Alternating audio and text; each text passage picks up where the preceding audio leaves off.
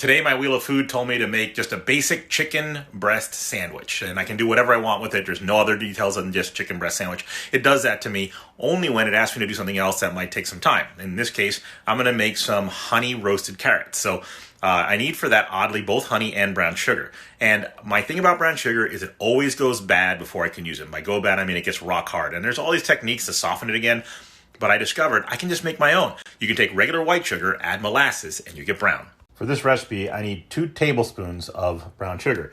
So if you look, these blades are really nice and close to the bottom. This is what allows me to make such a small amount. So I'm going to put in 2 tablespoons of white sugar, and then I'm just going to add 1/4 teaspoon per tablespoon. So if I'm going to do 2 tablespoons, and actually it's a little bit more than 1/4 teaspoon, so a little heaping teaspoon, if you will. So I'll add to my 2 tablespoons a 1/2 teaspoon of molasses plus a little bit more. If you're going to make a 1/4 cup, you add, 4 teaspoons and so on from there. Now, while brown sugar can become hard and unusable, unless you take one of those fun soften it back up techniques, molasses keeps for a very long time. I think like a decade or some craziness. And so that won't go bad on you. So you can always make brown sugar. All right. So as you can see, my molasses is in, my white sugar is in. And also you might have noticed that they have dark brown sugar and light brown sugar. Yeah, you guessed it. More molasses or less molasses. So you can adjust the amount of molasses to make the kind of brown sugar you need. Even more versatility. And there you have it. Brown sugar. This is a lighter brown sugar. Again, I could make more. Some of the molasses got stuck, so I could scrape that down and give another whiz. But take a look at the texture on this. It's so soft and like delicate. This is like the freshest brown sugar you've ever had. It holds its shape, right? So not only do you not waste any food, and not only can you make the exact amount of brown sugar you need, but the actual quality of the sugar is really, really unctuous. So I love it. Some of you may already know that I never actually peel my carrots. Instead, I take a dish scrubber, which I don't use for dishes. I only use for vegetables. I keep it in my vegetable peeler area, in my drawer, and I scrub them down. And you can see, look at the difference. This one I haven't done yet. All these I've done. And so just look how beautiful and vibrant they look.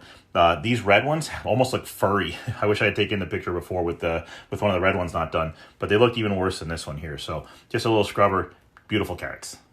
So I quartered my carrots, and look how beautiful those red ones are. Oh my God, they are so cool looking. So now I'm gonna make the sauce, and then I'm gonna put them into the oven at 400 degrees for 20 minutes, and they are done. I'll go on to my chicken sandwich next. For the glaze, I put a little honey in this cup. I added some of that brown sugar, not all of it, but about a tablespoon and a half, and then 2 tablespoons of butter. And so now I'm gonna drizzle this onto my carrots.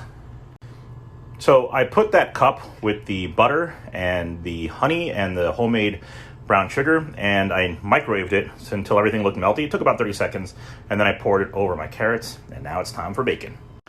The little bit of brown sugar I had left, I put into this little cup. I'll cover that up, and I will use this maybe tomorrow. I happen to have some not French toast, but waffles, frozen waffles, and I'll go ahead and put that on there. Yum ola.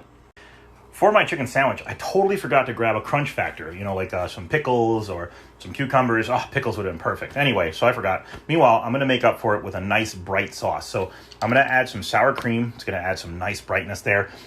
Some tapatio vinegar, hot sauce, which has vinegar in it. Some Tajin to boost that Mexican flavor. A little bit of worcestershire to get some complexity in there. And I think with just those things, I'm going to have a really bright, powerful sauce. I might add a splash of vinegar depending on how it all tastes.